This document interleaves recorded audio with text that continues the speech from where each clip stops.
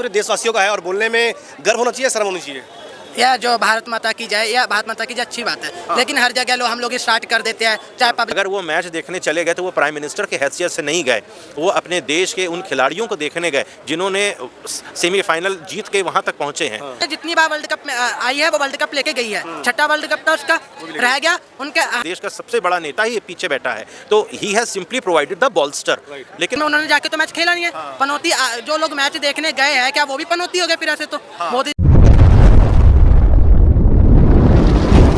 World cup में मौजूद थे वहाँ पर नरेंद्र मोदी जी, और वर्ल्ड कप इंडिया टीम हार गई, तो उसकी वजह से बहुत से ज़्यादा सोशल मीडिया पे जो है ट्रोल किया जा रहा है कि उनकी वहाँ मौजूदगी की वजह से इंडिया टीम हार गई। नहीं, ये तो कोई वो नहीं। अब आज हम यहाँ खड़े हैं, अचानक ओले पड़ने लगे तो लोग ये कहें कि भाई राहुल जी की वजह से कनॉट प्लेस में ओले पड़ने, तो ऐसा नहीं है। हार जीत तो life will unfold what it has in store. जो भी होगा वो तो जो देखिए, जो लोहे अज़ल में लिखा है होएगा वही, ठीक है। तो जो पहले से लिखा है ठीक है। इंडिया ने प्रयास बहुत अच्छा किया, खेल है, खेल को खेल की तरह लेना चाहिए, पॉलिटिक्स के साथ उसको ब्लेंड नहीं करना चाहिए। ये जो दो हो रहा है, ये वो लोग हैं जो अपना फ्रस्ट्रेशन निकाल रहे हैं, कुछ ऐसे अपशब्द भी यूज़ कर रहे हैं। मैं पब्लिकली नहीं बोल सकता, लेकिन मुझे सुन के अच्छा नहीं लग रहा है कि देश के प्राइम मिनिस्टर को उनके अपने ही लोग जो दिन रात आप लोगों के बारे में वो सोचते हैं, वो बेचारे, वो खुद भी तो एक इंसान है। अगर वो मैच देखने चले गए तो वो प्राइम मिनिस्टर के हैसियत से नहीं गए, वो अपने देश के उन खिलाड़ियों को देखने गए जिन्होंने सेमीफाइनल जीत के वहां तक पहुंचे हैं। तो हौसला अफजाई के लिए कि हमारा देश का सबसे बड़ा नेता ही पीछे बैठा है, तो he has simply provided the bolster. लेकिन अब इत्तेफाक से अगर इंडिया जीत नहीं पाई, तो उसका मतलब दंड मोदी जी को अकेला पा के नहीं देना चाहिए। ये मेरे अकॉर्डिंग ये उचित नहीं है। मैं और भी लोगों से जानना चाहता हूँ कि पनौती जैसे शब्दों से संबोधित किया जा रहा है, या पनौती बोलना नहीं चाहिए। मैच जो वर्ल्ड कप हुआ, जो हार हुई, उसमें मोदी जी क्या करेंगे जाके? उसमें उन्होंने जाके तो मैच खेला नहीं है। पनौती जो लोग मैच देखने गए हैं, क्या वो भी पनौती हो गए फिर ऐसे? तो मोदी जी मैच देखने गए, क्या वो पनौती हो गए?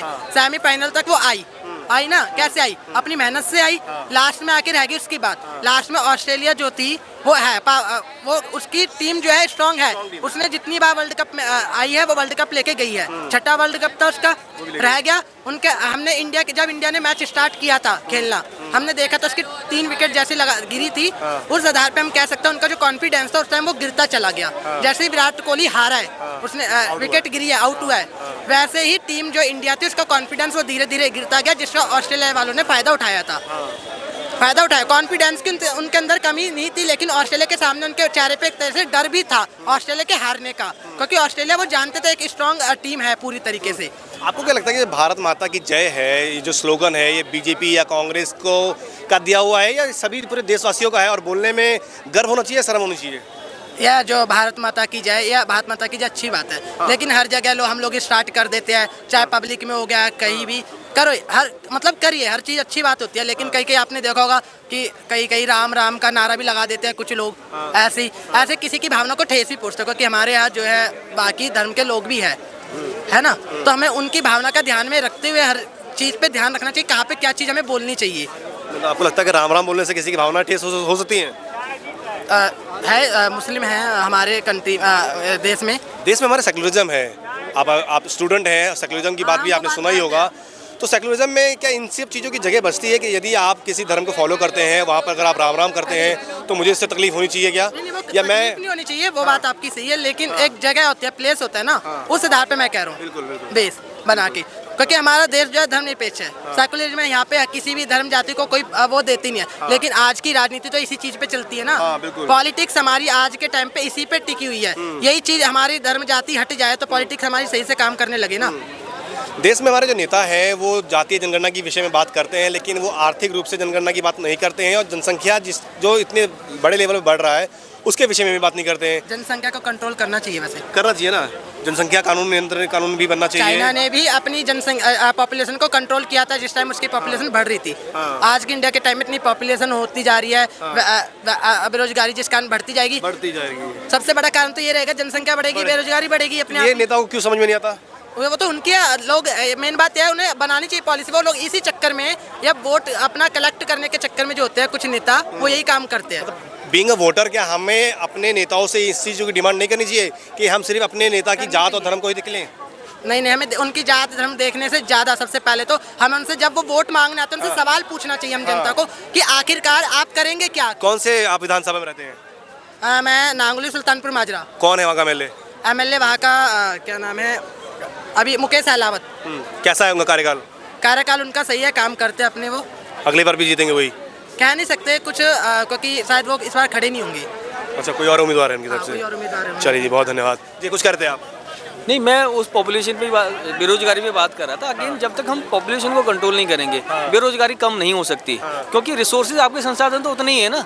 आपके लोग बढ़ते जा रहे हैं तो आप कितने भी आप रोजगार आप क्रिएट कर दो, आप सारे लोगों को रोजगार नहीं दे सकते। दुर्भाग्य तो यही है ना कि आप देखेंगे कि किसी भी नेता के द्वारा जनसंख्या के बारे में बात ही नहीं होती। सर, प्रॉब्लम क्या है ना कि उनको पता है कि उनको लोगों को गुमराह करके रखना है। उनको सिर्फ वोट लेना, सही बात करेंगे तो वो उनको वोट नहीं मिलेगा। उनको लोगों को डिवाइड करके रखना और सिर्फ बेरोजगारी की बात करनी है। लेकिन कहीं ना कहीं ये देखना पड़ेगा कि जो बेरोजगारी है वो कनेक्टेड है पॉपुलेशन से। जब तक आप पॉपुलेशन कंट्रोल नहीं करेंगे बेरोजगारी कम नहीं हो सकती। जैसे एक एग्जांपल लो, किसी भी एक पुराने किसी भी व्यक्ति पे 100 बीघा खेत था, उनके 2 बच्चे हुए 50-50 से हो गया, उनके फिर 2 बच्चे हुए 25-25 रह गया। तो क्या हो रहा है कि आपके संसाधन बढ़ते जा रहे हैं, क्योंकि जनसंख्या बढ़ती जा रही है, रिसोर्सेस आपके कम होते जा रहे हैं और आपका खेती उतनी है, जमीन उतनी है, पैदावार उतनी है, लेकिन खाने वाले बढ़ते जा रहे हैं, तो महंगाई भी बढ़ेगी। महंगाई भी उससे कनेक्टेड है।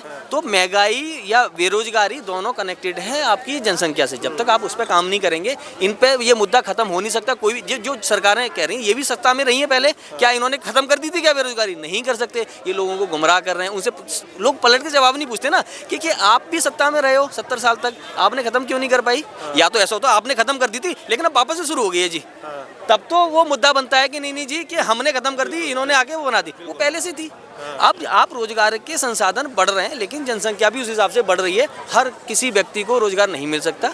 रोजगार उसको मिलेगा जो योग्य है, जो उसके काबिल है, उसके लिए रोजगार की कोई कमी आज भी नहीं है। लेकिन अगर मैं चाहूँगा कि कोई कंपनी आके मेरी कोई नॉलेज नहीं है, मैं कुछ जानता नहीं हूँ, मेरे से घर से उठा के बोले कि यार तुम ये ले लो, या सरकार उठा के आए कि बेटा चल तेरे को भर्ती कर देते हैं, मेरे को अफर्ट करना पड़ेगा ना। मुझे उस हिसाब से अपनी एजुकेशन, अपनी स्किल्स को बढ़ाना पड़ेगा, मुझे एंट्रेंस एग्जाम को पास करना पड़ेगा, तभी तो जाके मुझे रोजगार मिलेगा। मैं कहूँगा नहीं जी मैं 12वीं पास हूँ या 10वीं पास हूँ, मुझे रोजगार दे दो। पकौड़े तलने की एक बात आई थी तो उसका लोगों ने मजाक बनाया। यार आज के टाइम पे मैं जापान की बात करूं, जब हिरोशिमा का जो वो कांड हुआ था, जापान कैसे वापस उठा? स्टार्टअप से। छोटे छोटे स्टार्टअप बने, छोटे छोटे स्टार्टअप में मान लो 10 बने, 9 फेल हो गए, एक तो सक्सेसफुल हुआ। जो सक्सेसफुल हुआ उसने 1000 लोगों को रोजगार दिया। देश में आज स्टार्टअप की कहानी जो चल रही है, आप पकौड़ा तलना भी एक रोजगार है। अगर आपका पकौड़े का कारोबार अच्छा चल रहा है, आप 4 लोगों को और साथ में लगाओगे, उनको रोजगार दोगे, तो कोई भी काम बुरा नहीं होता। चाहे वो पकौड़े वाला हो, चाहे आप फूल बेचने वाला, कोई भी काम कर रहे हो, आप मेहनत से जो काम कर रहे हो वो रोजगार है और वो बहुत अच्छा है। जो पढ़ाई लिखाई लोग कर रहे हैं देश के अंदर, उनको जो है अच्छा प्लेटफॉर्म नहीं मिल पा रहा है जहाँ पर वो जाकर के अपनी पढ़ाई का यूज़ कर पाएँ। बहुत से लोग ऐसे हैं जिनको स्टूडेंट लोन नहीं मिल पा रहा है। इस विषय पे क्या कहेंगे? देखिए, स्टूडेंट लोन जो नहीं मिल पा रहा, मुझे उसके बारे में बहुत ज़्यादा जानकारी नहीं है, लेकिन जो प्लेटफॉर्म की अगर मैं बात करूं, आपके आजकल चाहे जो एजुकेशन का, चाहे वो सरकारी नौकरी हो, चाहे वो प्राइवेट हो, सारा कुछ ऑनलाइन अवेलेबल है। आप अप्लाई करो ना। आपको प्लेटफॉर्म, आप पहले तो भटकना पड़ता था, दर कंपनी में जाके आपको अप्लाई करना पड़ता है। आज के टाइम पे डिजिटल मीडिया ऐसा है कि हर चीज़ ऑनलाइन अवेलेबल है। आप किसी भी गाँव में, दूर दराज गाँव में बैठे हो, वहाँ से अप्लाई कर सकते हो और उसको जाके अटेम्प्ट कर सकते हो, उसकी जो एग्ज़ाम है।